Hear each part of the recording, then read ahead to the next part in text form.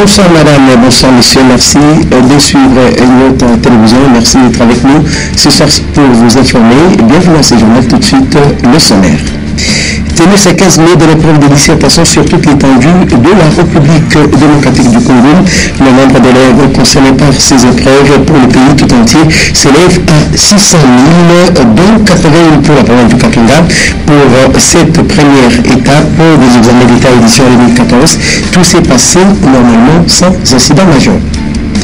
On en sait un peu plus sur les causes de l'accident ferroviaire du Katanga, mais nous allons plutôt parler de ces procès qui s'est tenu au niveau de la gare SNTC où les prévenus dans l'affaire ont été condamnés. Madame, Monsieur, voilà tout pour le sommaire. Encore une fois, bonsoir et merci de nous avoir choisi pour vous informer.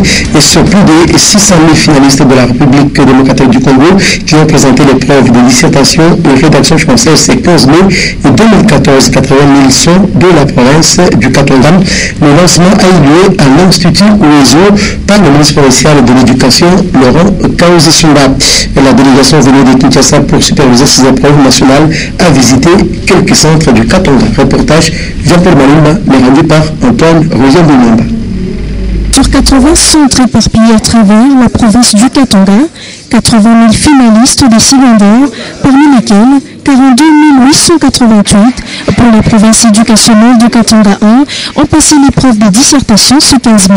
Le lancement a eu lieu pour toute la province du Katanga au complexe scolaire qui est lié à l'Institut Ouezo par le ministre en charge de l'éducation Laurent Kaozi au nom du gouverneur Moïse Katumbi en présence de l'inspecteur général adjoint de l'IPSP venu de Kinshasa. Les questionnaires sont distribués à 9 heures précises et la délégation encourage les finalistes des différents centres de dissertation et rédaction pour ceux des cycles courts qui évaluent à leur manière la passation de l'épreuve. Pour l'inspecteur provincial de l'IPSP Katanga 1, Nicolas Longuet, après la dissertation, les finalistes de l'enseignement technique vont affronter ce vendredi 16 mai les épreuves traditionnelles. Le constat est que tous les enfants sont dans les salles, tous les enfants ont leurs documents administratifs et que tout se passe normalement.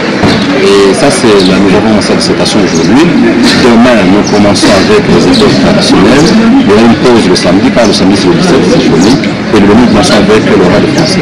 À première vue, les constats faits dans différents centres d'examen 2014 est que tout s'est bien déroulé, pas d'incident signalé. Vous l'avez compris, chers téléspectateurs, le reportage de Jean-Paul Malumba a été rendu par Égé Tchala et non Antoine Roger-Boui, comme nous l'avons annoncé.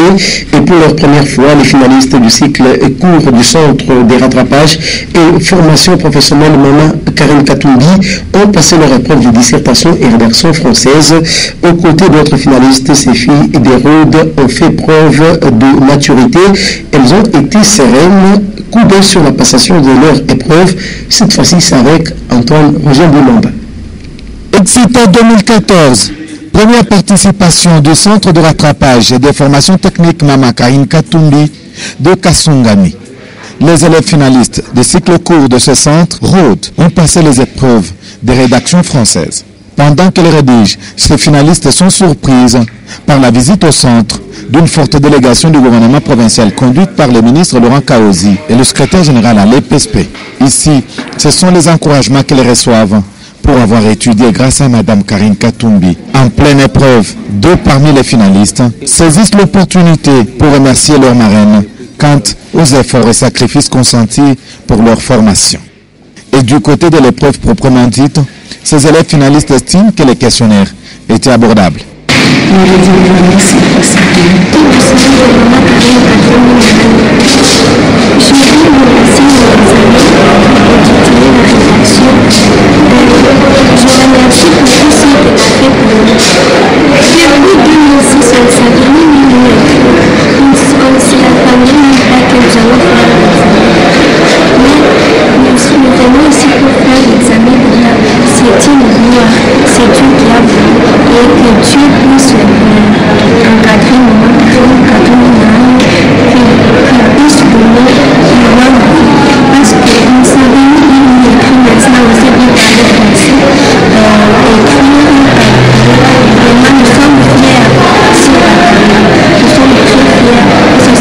C'est nous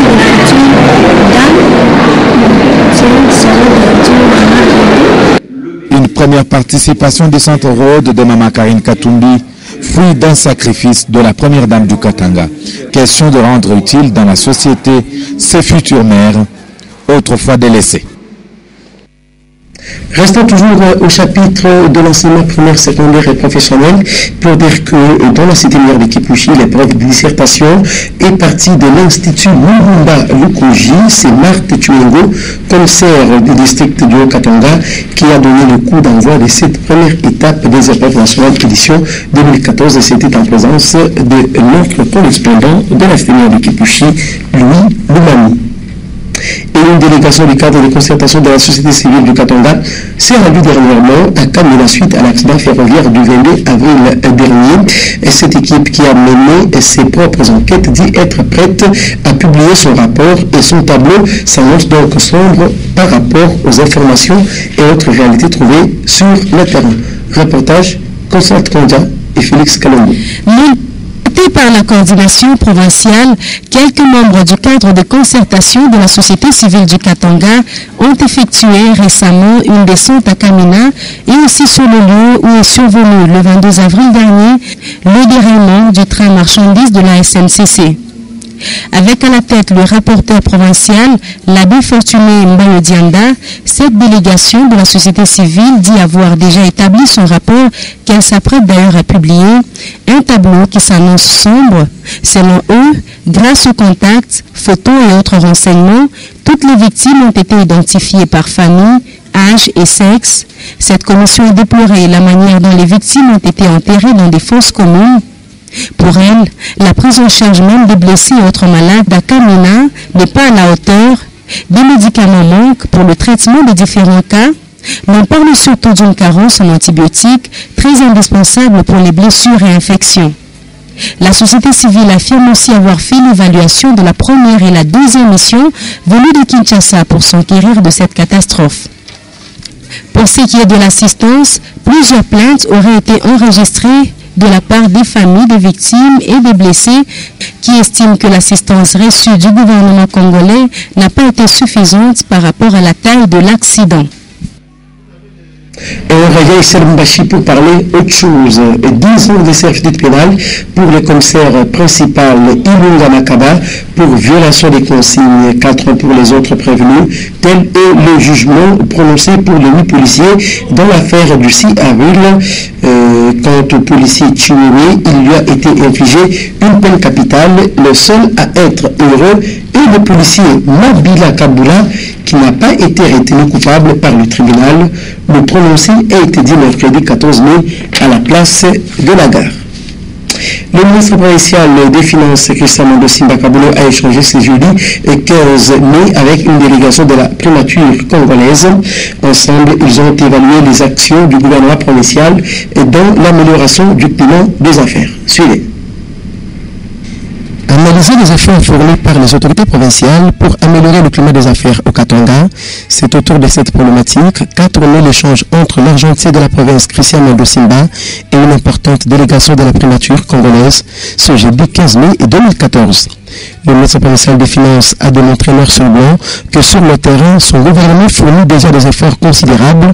C'est notamment la mise sur pied d'un recueil de textes légaux sur les taxes et impôts. Un outil indispensable qui renseigne sur les impôts, leur taux et périodicité. Avec ces recueils, les opérateurs économiques savent à quoi s'en tenir sans crainte d'être floués ni roulés. Outre cette innovation, les autorités provinciales ont supprimé les taxes qui ne rapportent rien au trésor public en évitant ainsi les tracasseries. Se basant sur la procédure déclarative avant l'intervention du recouvrement forcé, le gouvernement a opté pour un dialogue et une collaboration avec les opérateurs économiques. Nous sommes venus présenter nos sénateurs, l'autorité qui s'occupe des finances en province. Également, essayer d'avoir un peu ses avis sur le climat des affaires. Et par rapport aux opérateurs économiques, il y a beaucoup de tracasseries, il y a parfois des impôts, des taxes que les gens payent en dehors de ce qui est officiel. Et nous voulons tout ça regarder avec les autorités par rapport à ce qui doit être payé, par rapport aux procédures administratives, voir si vraiment les gens sont en train de payer ce qu'il faut en dehors de ce qui est tracasserie. Voilà. Pour d'autres questions hors ses attributions, le ministre Christian Mando a orienté ses hôtes vers le ministère du Plan attitré pour des renseignements précis et complémentaires. Parlons religion dans cette édition du journal. Le monde est sous la puissance du malin, mais le chrétien est de Dieu et c'est lui qui détruit les forces maléfiques dans les familles. Tel a été le message clé du culte du 11 mai 2014 à la Seka Mopanga et en prévision de l'action évangélique du 25 mai, le pasteur Jerubal Kanyinda en parle dans ses reportages de plus en plus détails avec Patricia Nice-Moukabé. Venu de chaque coin de la ville de Lubumbashi, prendre part au culte dominical du 11 mai à l'Assemblée chrétienne de Kinshasa à Seka Mopanga du révérend pasteur Jerubal Kanyinda Emmanuel. Louons et adorons l'Éternel des armées avec chant et danse.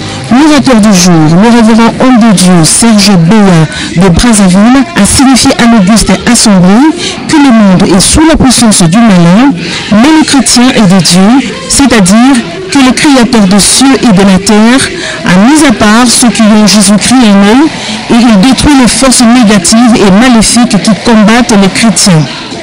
En prévision de l'action évangélique qui se tiendra à la Seka Mopanga le 25 mai avec l'évêque Pascal Mukuna, le pasteur Jerubal revient de Kinshasa et en parle. Nous annonçons une action évangélique avec l'évêque Pascal Mukuna qui descend ici le 24. Et le 25, l'action évangélique commence à la Seka Mopanga. La Bible dit que mon peuple périt faute de connaissance. C'est parce que nous ne savons pas qu'il existe des malédictions volontaires et aussi volontaires que beaucoup de gens sont en train de périr.